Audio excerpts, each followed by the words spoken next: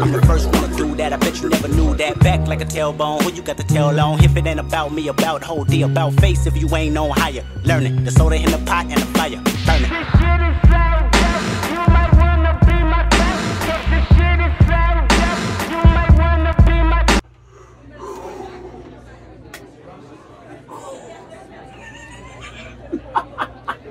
I'm having a hard time breathing right now. All right. Don't worry, I'm fine. I'm fine. I came across a game that I cannot wait to talk about. This game really blew me away, okay? I'm trying to collect my breath, trying to collect myself real quick. My asthma is slowly kicking in. I haven't had asthma since I was a child. Yeah, we're talking about this game, okay? Cookie Cutter is a cyberpunk side-scrolling action beat-em-up game that has been developed by Subcult Joint Ltd. and been published by Roll Games Incorporated. The story focuses on a Denzel, an android built as a sex doll by a scientist named Dr. Shinji. Soon, when Shinji grows attached to her own creation, Cherry, and begins to have a love bond, she soon gets kidnapped. To save her beloved creator, Regina and Cherry must explore and fight through the sci-fi dystopian world as she chainsaw murders anyone who stands in the way. They will pay.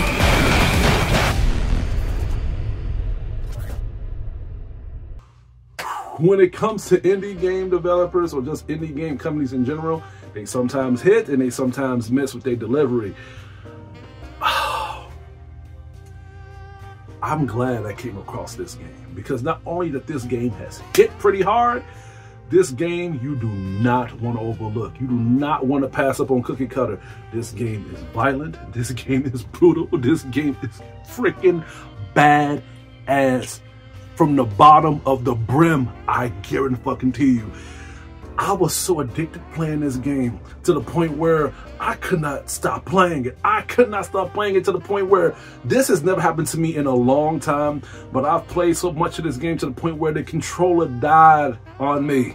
No way! Look, a lot of consoles do this where they warn you, letting you know that the battery is low, but I've ignored it. I've ignored it, and then eventually the controller died and I had to charge it up because I was just so hooked on playing this game. This game is bursting with so much yumminess.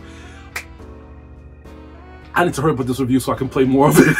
The game starts off at a very good, fair pace. The game really begins when you see the cutscene and the whole cinematography of the bond between Dr. Shinji and her creation, Cherry. And as their bond begins to grow and you begin to like these two characters, all of a sudden, the whole entire factory gets ransacked and Shinji gets kidnapped, leaving your character, Cherry, left for dead as she gets pummeled, brutalized, and even murdered in a way, gets practically killed. And they show this and they pull you into the point where you begin to think that you literally skipped the whole this whole game, thinking that that's the end of the story. And I like that. By this game being rated infant mature, they have to show you the bond set of what this game is going to offer by showing us the cutscenes like this. I mean, they even show nudity, they show so much sexuality, they even have certain references of bad, immature jokes.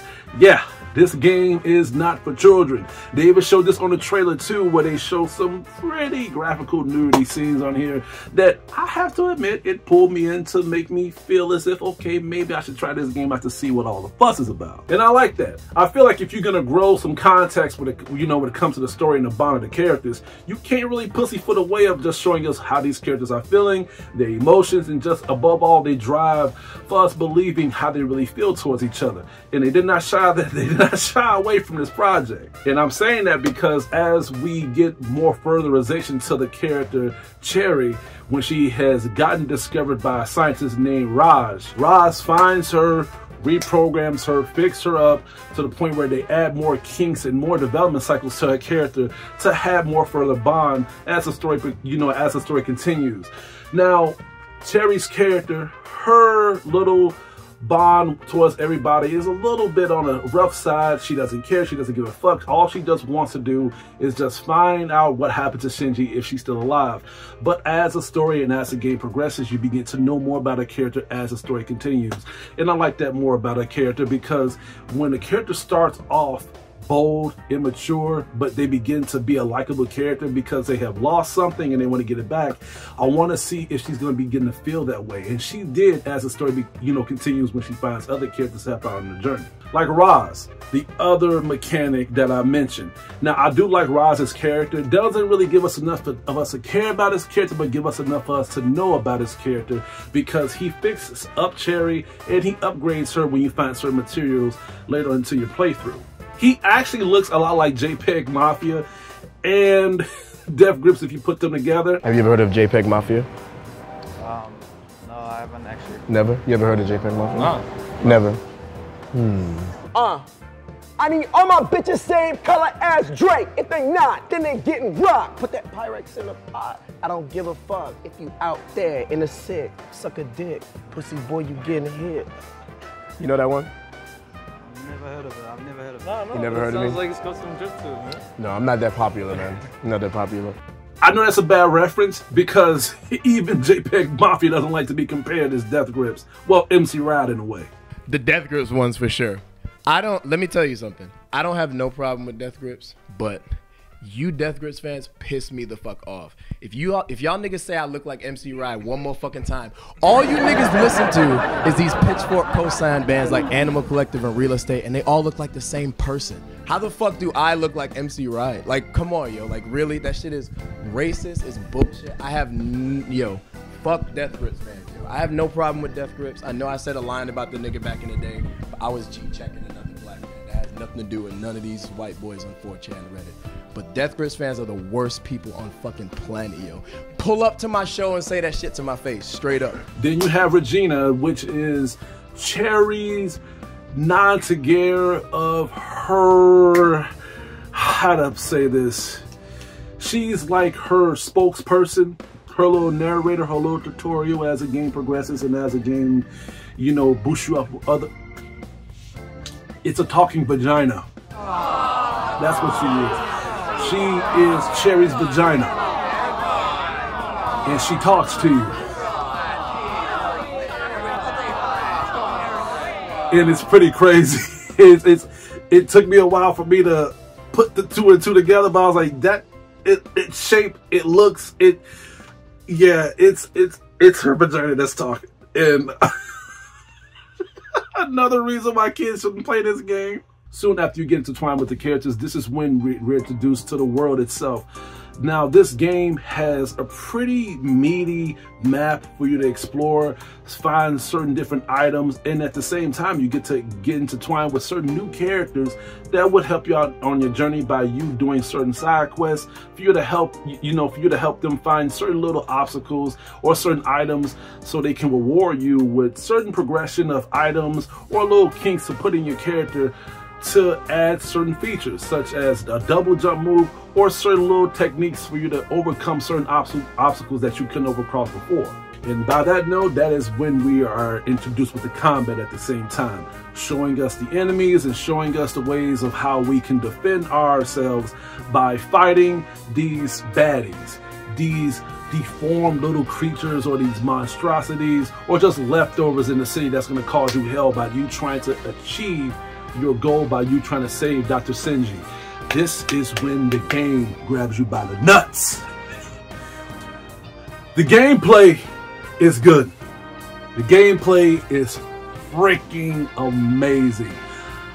Eye candy to the screen, but an addiction to the player that is playing with Cherry, because it is very brutal action. The action, the combat is so freaking intense.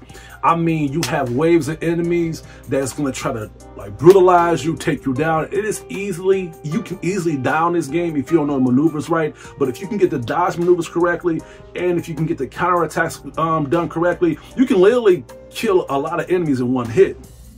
And if that's not good enough, you have these weapons that can obliterate these enemies, such as a gauntlet and such as other weapons that you'll find in later game progression. Which is my favorite too, is the guitar and the chainsaw.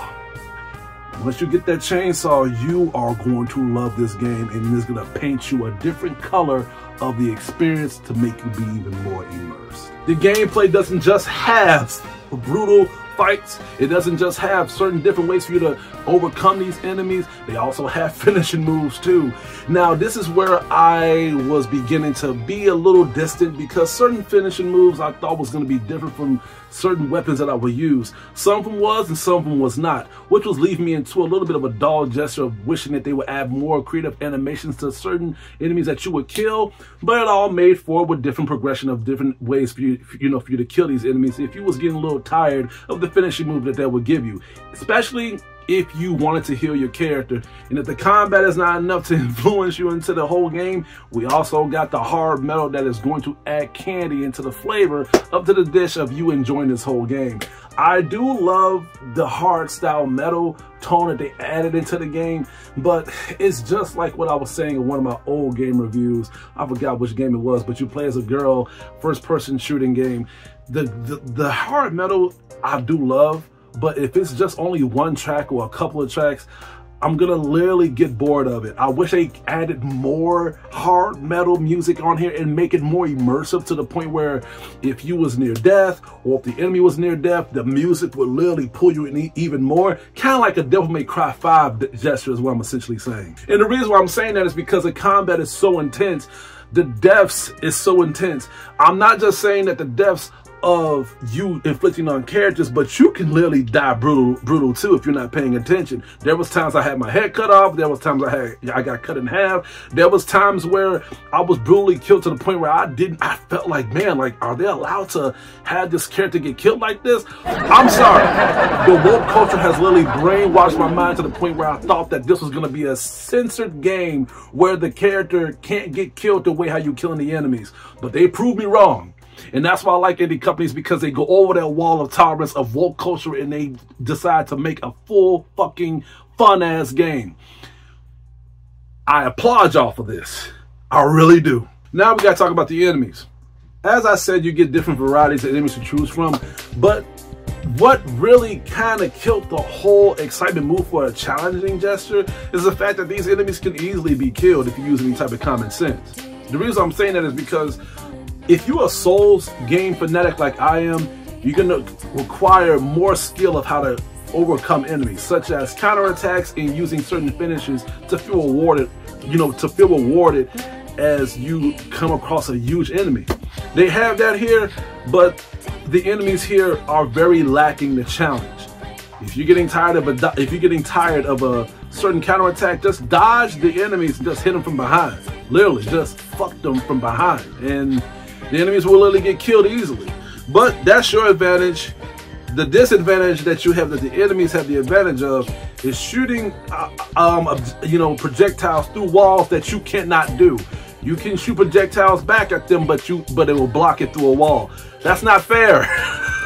There were times where I would walk through a freaking area and I would just see like projectiles come at me and I don't even see the enemy. They see me, but I don't see them. But when I try to shoot the projectiles back at them, the wall will block it.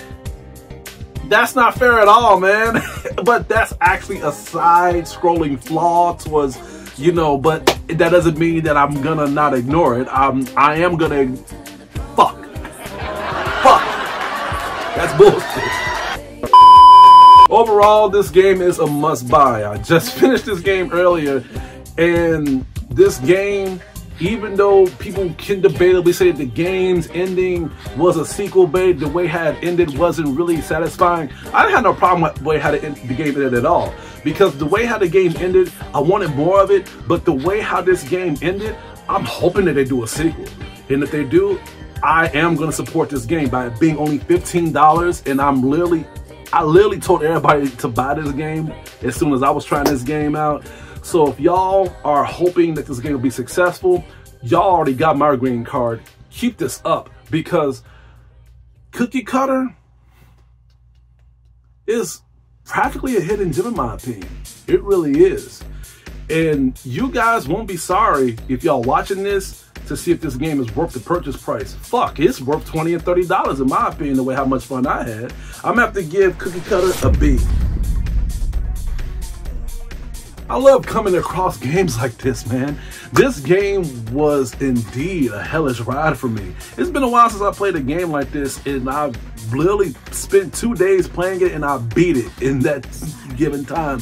Just checking things out, making sure I had everything set up, and at the same time just trying to get every single collectible I can. Last game I tried that on was a while back, and I'm glad that this game has brought light to me for me to try out my horizons as much as I can by pushing my limits and enjoying this game in its full potential. What time is it? Oh shit. That's all I have to say for today. Please stay tuned for more of my upcoming reviews and videos headed your way. This is Hugo, your critic teacher, and you guys have a good day.